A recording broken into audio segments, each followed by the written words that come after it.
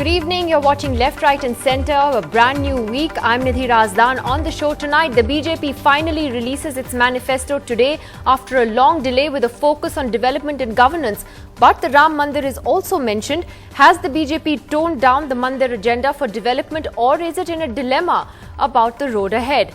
Also joining us tonight, actor Kalki Kochilin, breaking her silence on child abuse and her own personal nightmare. She explains why it's important for families to speak out.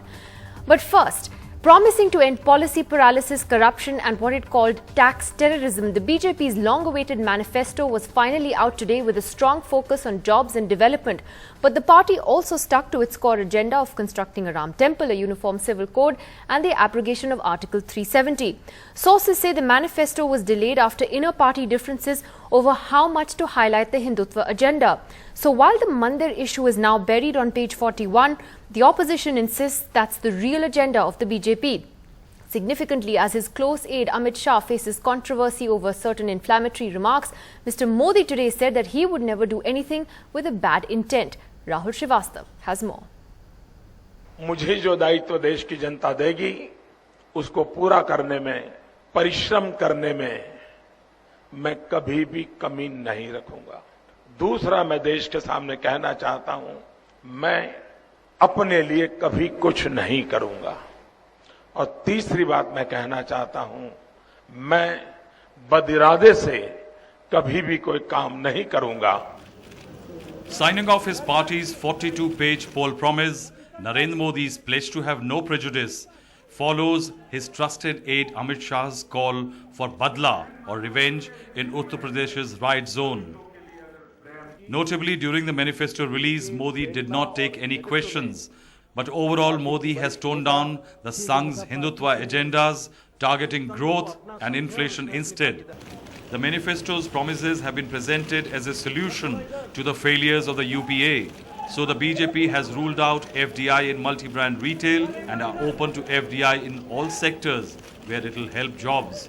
Accusing the UPA of tax terrorism, it promises rationalization and simplification, while the Congress promises to push through in 1 year what it has been trying for the last 10. And the BJP has promised to build 100 new smart cities, where the Congress promised 100 new urban clusters. Our opponents' communal agenda is a grave threat to the unity, to the integrity and progress of our country. The manifesto was delayed as the BJP's new guard toned down the pet agendas of the old guard, represented by leaders like Murli Manohar Joshi. In its 2009 manifesto, the BJP said it will explore all possibilities to facilitate construction of Ram temple. In 2014, BJP promises construction of Ram temple within constitutional framework. On Article 370, the BJP's 2009 manifesto said the article poses a psychological barrier for people of Jammu and Kashmir. Now the BJP says it will discuss the article with all stakeholders, though the party is committed to its abrogation. On Uniform Civil Code in 2009, the BJP said it will set up a commission to draft Uniform Civil Code. This time, the BJP promises Uniform Civil Code harmonized with modern times. Manifestos with grandiose aspirations for more votes is common. Political speeches becoming more important than manifestos has been happening for some time. Political parties failing to separate rhetoric from serious policy assertions is something not uncommon. But this time the BJP manifesto suffers less of these. This time the BJP manifesto shows that the old guard is slowly fading, and so is the dominance of Swadeshi. In Delhi, Rahul Srivastav for NDTV. Well, very interesting manifesto that. So is the BJP making a conscious attempt to move away from the Mandir agenda, or does the very fact that this manifesto was delayed and the reasons for that being on just how to project the Hindutva agenda, does that show the kind of dilemma that the party faces internally over the ideological road ahead? Joining us tonight, senior BJP leader and spokesperson Mr. Ravi Shankar Prasad, and I'll take that question to him. Mr. Prasad, everyone noticed the delay in the manifesto in particular, and many see the reason as being the struggle between the old guard in the party and the new guard over what the focus should be. And you can see from this manifesto today that it appears to be largely Mr. Modi's imprint on development and governance and so on. The Ram Mandir is on page 41 under cultural heritage. Nidhi, in which segment are you treating me? The old guard or the new guard or no guard? Come on, Nidhi. The whole focus of this manifesto eagerly awaited, if I can quote your word, because the country expects us to come to power with the blessings of people. Those whose departure is imminent, hurried with their own manifesto, good luck to them. The theme of this manifesto is Ek Bharat Shreshth Bharat, One India, Great India. Sabka Saath, Sabka Vikas. Development of all along with taking everyone on board. That is the recurrent theme. And therefore we have unveiled a whole entire scheme of India's economic revival, emphasizing on larger issues of second, third generation infrastructure reforms, manufacturing hub. We will discuss that. I wish you could have given me more time to discuss on that. But since you have raised that issue, Nidhi, let me tell you, Rahul is a little wrong in as much as in between 2009 and 2014, one crucial development has taken place, that Allahabad High Court, of which I was a lawyer and we have the Hindus and Ram Lalla, had decided that where Ram is Virajman is the place which Hindu feel Lord Ram was born. The matter is in Supreme Court. What we have said is, within those parameters, there is a need to find a solution.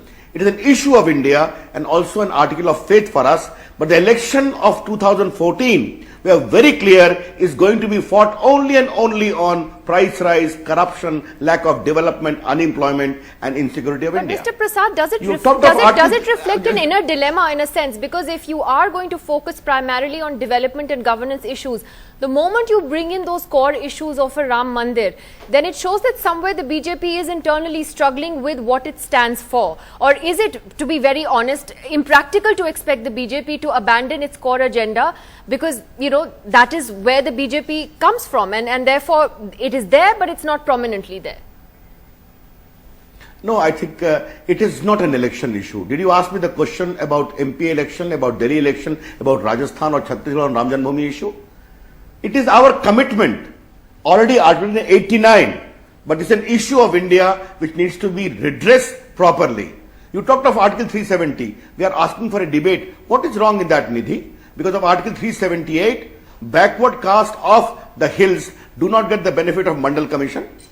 SC, ST are not given the benefit they are entitled to in the Constitution of India. Let the issues come in debate. What is wrong with that? Issues of governance gets clouded under the cover of Article 370. The rank, corruption and lack of development in Jammu and Kashmir. These are issues of debate and the BJP want that debate to happen. But the larger focus, as Narendra Modi said, is only this.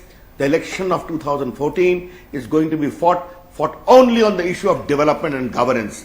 That's what our issue is about. I'm going to go across to Mr. Sudhindra Kulkarni, who joins us tonight from Mumbai, writer and commentator and well known to be a BJP insider for many, many years. Mr. Kulkarni, how do you look at this manifesto today? Do you see a conscious attempt by the BJP today and its new guard under Mr. Modi to move away from the Mandir agenda as much as possible, but seemingly unable to avoid it? Or do you see it as the core agenda of the party, which it can't escape? Going by the text of the manifesto, I would say that it has many, many good points.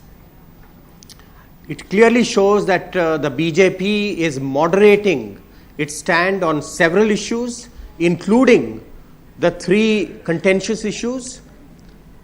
If it says that it would seek a solution to the Ayodhya issue within the framework of Constitution, it is only to be welcomed. There is nothing wrong if any party, approaches any issue within the framework of the Constitution. We should also recognize that in this manifesto, the BJP says that for us, the only epic is the Constitution of India, which again is a welcome affirmation. What is really radical in this manifesto is something that has not been stated by any party earlier and even the BJP earlier, is that the Team India will not be just the Prime Minister sitting in Delhi, but it will give equal importance to Chief Ministers. This is a radical departure from the past, that the Prime Minister treating chief ministers as equal. It talks about reviving the National Development Council, Interstate Council into active bodies, which again is a welcome thing, and I think we can expect that NDC meetings would now onwards, if the BJP actually forms the government, these meetings would be held in state capitals and not just in Delhi.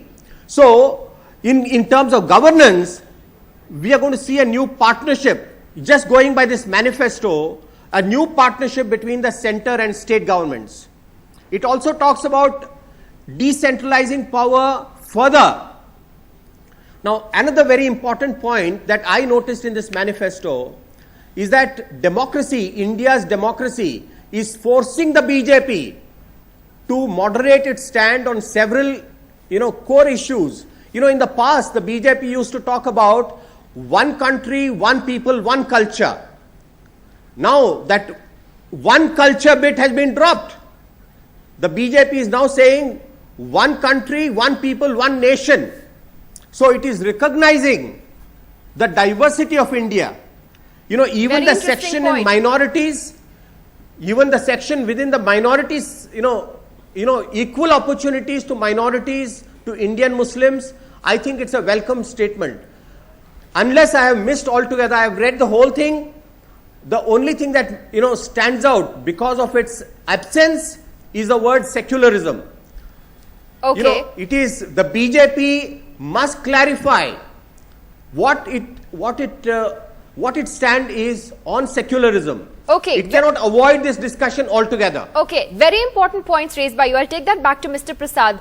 Couple of important things that Mr. Kulkarni said, Mr. Prasad. One, that he believes that India's democracy has forced the BJP to moderate its position on certain stands that it took in the past, which were much harder and harsher. And why is there no secularism mentioned in this manifesto when it is actually debated on TV every day and in this campaign? First of all, Mr. Kulkarni, being an important intellectual, is entitled to his own views. He has worked with us for long years. He knows what BJP stands for. He is not with us today, but no problem. I respect him personally for his intellectual scholarship a lot. Well, Nidhi, right from day one, and when Ravi Shankar Prasad is talking to you, a Bal Swamsevak is also talking to you. He became an RSS Swamsevak in class 3. What has been our theme? विविधता में एकता भारत की विशेषता. Diversity is a big boon for India. That's what we have been taught right from our childhood. And that remains the respecting, celebrating the diversity of India in the larger frame of India's unity has been the constant theme of our ideology. Let not make any mistake about it. As far as secularism is concerned, BJP has always been saying right from day one when Advaniji articulated pseudo-secularism. Shah Bukhari being called at 10 Janpat under command of Srimati Sonia Gandhi to garner non-division of Muslim votes for Congress is a textbook case of pseudo-secularism. Is it secularism? It is not. Our motto is very clear. Justice for all, appeasement of none. And whether it was Bajpayee regime or present promise, we have always given the fullest respect and opportunity to Muslims. Today Muslims are going at a faster pace in Gujarat, in Madhya Pradesh, in Goa. Our deputy CM is a Christian. We have got 9 Christian MLAs. All are getting benefit of development. Therefore, our record speaks for ourselves. But Mr. Yes, Prasad, you haven't given even a single Muslim a ticket to contest in UP. Not a single Muslim has got a ticket to contest in Uttar Pradesh from the BJP. And Mr. Rajnath Singh says that winnability is the factor. Doesn't that also send a message about the party that is important to take note of? Yes, let me reply to this query. You ask about this. How many seats Congress gave to Muslims in the last Gujarat election of 2012 in the Vidhan Sabha? How many tickets have been given to Muslims by JDU in Bihar? By Congress party in Uttar Pradesh, who talked of being the only monopoly inheritor of all the Muslim votes? Come on, Nidhi, winnability is a factor. But gradually a lot of Muslims are coming to us. Nearly 300 Muslims councillors have been elected in Gujarat. In the last assembly elections in Rajasthan, you have got 4 reserved seats, 2 Muslims of BJP for minority, 1 there or not. Things are changing. But let me tell you, our view is very clear. Where Muslims vote for us or don't vote for us. Our governance record shall be inclusive. And therefore, Narendra Modi today, what he stated, I will not work for myself. I will work for the entire country. I will not work with ill will. And the motto is Sabka Saath, Sabka Vishwas. Okay, I'm going to get Mr. Kulkarni to respond to that in just a moment on whether he is satisfied with why secularism is absent. But Mr. Bharat Bhushan is here in the studio with us as well. Mr. Bhushan, your reading then of the manifesto and how Mr. Kulkarni and Mr. Prasad see it. See, manifestos are how parties package themselves. They put forward their best face for the electorate, and their votes are hidden by makeup through subterfuge. So BJP's core ideology remains what it was. You repackage it. I agree with Sudhindra that it's the nature of Indian democracy that right-wing parties also have to move towards the center. They get moderated, and that moderation is part of that packaging. My problem is not with the manifesto. My problem is really with Mr. Modi, who says, I won't do anything for myself. If that is true, why is he saying, Ab ki baar Modi Sarkar? Why doesn't he say, I'm working for the party? Ab ki baar Bhajpa Sarkar? He says, I won't do anything with ill intent. Who has accused him? Why is he feeling guilty? What is he feeling guilty about? And is he expected to say that he would work with ill intent? Similarly, he says, I would not be found wanting on anything. What else do you expect somebody to say?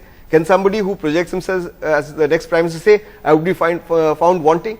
So this kind of banal statements, and then repackaging him as somebody who's spearheading a development agenda, is to my mind completely false. If he was really a man who was inclusive, would he be making the kind of statements he makes, trying to polarize people communally by talking about the pink revolution and meat exports? He plays good cop and bad cop. The bad cop is Amit Shah, who goes around telling people that they should take revenge.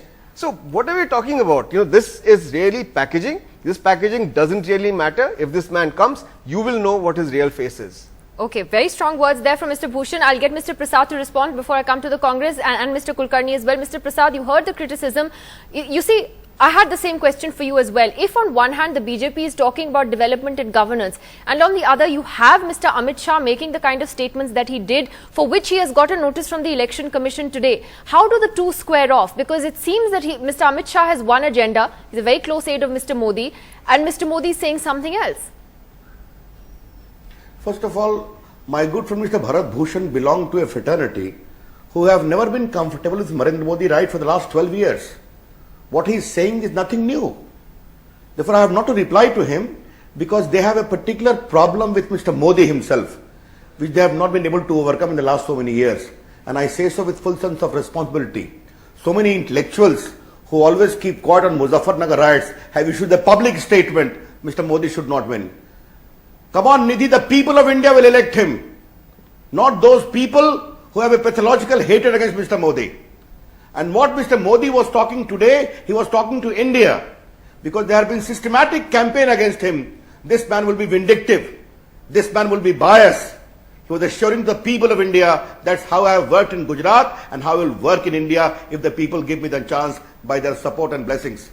Now, Mr. Modi is the PM's candidate. The same as Atal Bihari Vajpayee. The leader will get a face along with the party. That's what he has been saying. What is wrong with that? But I did not reply to that issue at all. The people are already all surveys, including on NDTV, is giving us BJP NDA 259. When the elections is still about 1.5 months ago. Therefore, when we said 272 plus Nidhi, we will not be wrong. It's going to be historic in many ways. What about Mr. Amit Shah though, Mr. Prasad? What about Mr. Amit Shah? I'm coming to that. As far as Amit Shah is concerned, be very clear what he said. If the people are concerned or depressed or angry or agonized about a particular situation as to how in the Muzaffarnagar riots, but for intervention by government ministers, riots could have been controlled, people would not have died. He just said that your instrument of vote is the instrument to ensure your dignity and honor. Yesterday I said that, I repeat here, even Mr. Barack Obama said in the last election while addressing in Ohio, take your revenge by vote against Romney. What is wrong with that? If I am not happy, people are saying, change this government has failed. Therefore, this whole systematic campaign against Amit Shah, he will reply to the notice, that's not a big deal. And by the way, Nidhi, don't forget, even before Election Commission could take cognizance of it, there was a case against him. That is also an attempt to polarize, and the kind of names he is being given. Why this deep sense of campaign? Amit Shah has electrified a weak BJP in Uttar Pradesh, where even your projection is saying we may win 53 seats. Congress, Mayawati, Mulayam Singh Yadav, all are Mr. jittery, Bhushan wants to, and this campaign is a part of come in that. here briefly, and then I'll just I come only to want to say Mr. that Kesavan, yes. if people of India want to elect Mr. Modi, then Mr. Amit Shah does not have to appeal to their basest instincts and ask them to vote out of vindictiveness. There were also many other things that Amit Shah said, which I can come to a little later. But the Congress's national spokesperson, Mr. Kesavan, joins us now. Mr. Kesavan, I know that the Congress, led by Sonia Gandhi today, has attacked the BJP in a sense, saying that the real agenda is all about the Mandir. But when you look at the manifesto, it really seems to focus far more on the development issues, whereas, at least as far as the manifesto is concerned, you see the Mandir, like I said, on page 41. And you, of course, have accused them of copying your manifesto. So which is it? Have they copied your manifesto, or are they focusing on the Mandir? First thing, Nidhi, is when history looks back on this day when BJP released its manifesto, I'm hearing somebody's voice, please. Yeah. When history, looks at this manifesto which was released today, it's so sad that never in the history of India has, a party like BJP has released a manifesto when the people have already begun voting. I think this is an insult to the people of Assam and Tripura today, who did not know what the BJP stood for, and the voting had begun. And this is because policy has been relegated and the BJP has become a personality-centric party. And I want to come back to what was being said about Amit Shah. See, the issue is this. They talked about the Ek Bharat, Shresth Bharat, but Mr. Amit Shah's statement there, what you have to look at is where he made it and who was with him. See, he made it in Muzaffarnagar. And if you see, Nidhi, there is no official record in the last 7 months of Narendra Modi ji even making one statement on Muzaffarnagar. You please ask Ravi Shankar Prasad ji to tell me whether it was Srimati Sonia Gandhi or Manmohan Singh ji or Shri Rahul Gandhi, they visited Muzaffarnagar immediately. But Shri Narendra Modi ji has not even expressed empathy or sympathy or anguish at what had happened for all the 60 people who died and all the 40,000 victims who were displaced.